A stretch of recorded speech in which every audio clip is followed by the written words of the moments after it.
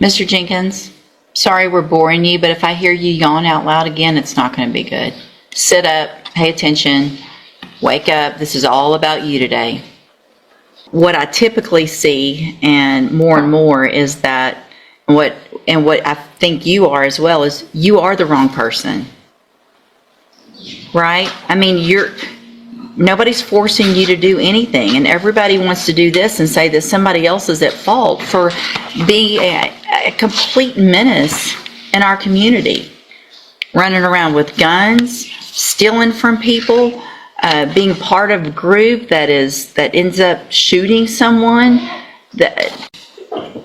Okay, so in each of these motions, they were second amended motions to revoke unadjudicated probation. Mr. Jenkins pled true in each of those to counts 1, 2, 3, 4, 9, 10, 12, 13, 14, and 18 on probation for theft of a firearm in each case, which are state jail felonies. Is everyone ready to proceed? We are, Your Honor. I'd like to put on the record what the offer is. It's just for him to reject the offer, Sure. if I may. Yes. Your Honor, it's my understanding that the offer is 20 months on the motion to revoke probation and 10 years on the ag robbery case with a dismissal in the fraud case. And Mr. Jenkins has indicated that he wants to reject that offer. I've indicated to him that the state is likely going to file a motion to stack those sentences in all 3 cases, and he's expressed to me that he wants to reject that.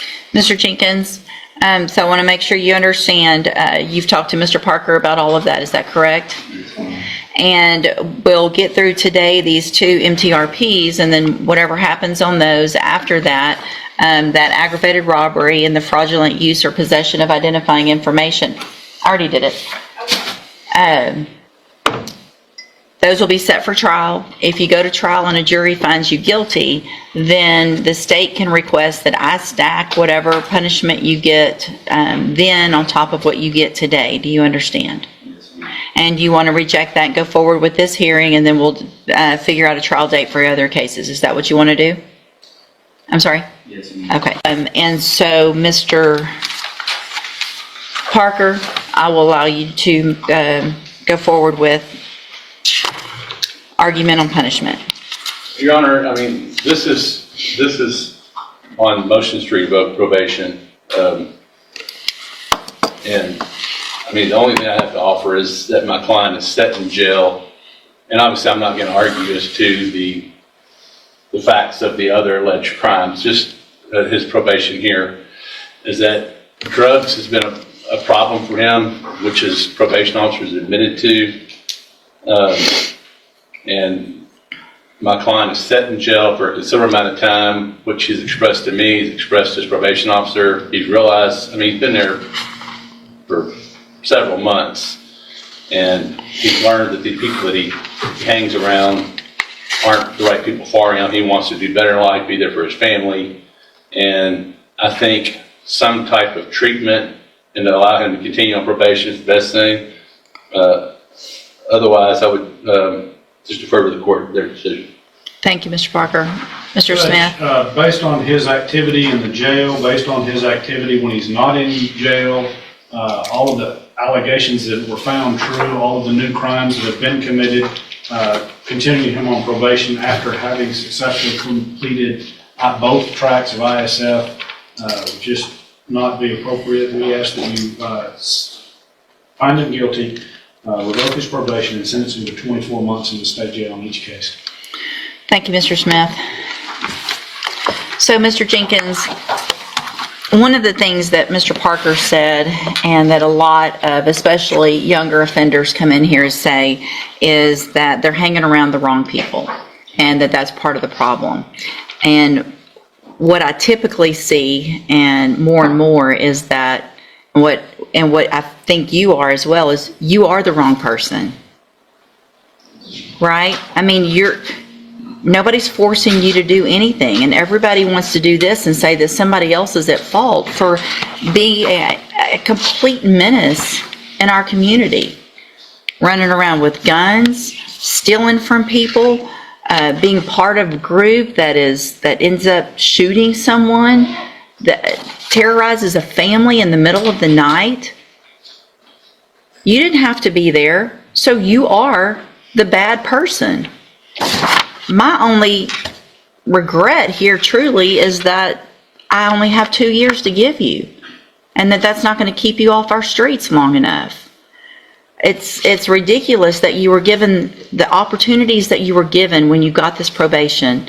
And I know what I said to you because I say it to everyone, especially you young ones. I'm sending you to ISF so that you can learn how to get out and be successful on probation.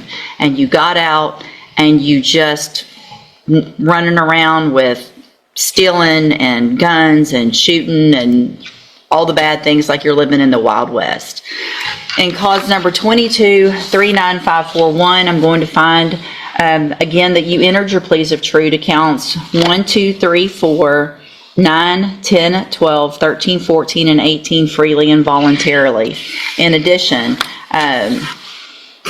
in cause number 22-39210, find that you entered those same pleas of true freely and voluntarily. In each of those cases, also make the findings that counts 5, 6, 7, 11, 15, 16, 19, and 20 are true. Find sufficient evidence at this time to find you guilty, and in cause number 22-39541, find you guilty of theft of a firearm. Sentence you to a term of 24 months in the state jail prison. You do receive credit on that sentence for any time that you've been in custody that the law gives you the right to receive. Cause number 22-39210. Find sufficient evidence to find you guilty, and at this time find you guilty of theft of a firearm. Sentence you to a term of 24 months in the state jail prison. You will also receive credit on that sentence for any time that you've been in custody that the law gives you the right to receive. Give me just a second. I need a certification. Thanks. I'm going to hand you in just a minute. You'll need to sign it, and then I'll give you a copy of a document called your certification of right to appeal. You do have some rights to appeal this decision and these findings today. You can talk to Mr. Parker about that. I'm also going to hand you a written admonishment regarding your ineligibility to possess a firearm or ammunition. Because of the judgments entered against you, you are ineligible under Texas law to possess a firearm or ammunition. Possession of a firearm or ammunition could lead to charges against you. Firearm is a legal term, and you should read the written admonishment I provide you to see what devices qualify as a firearm. If you have questions about the laws that make you ineligible to possess a firearm or ammunition, or about how long that lasts, you can also talk to Mr. Parker.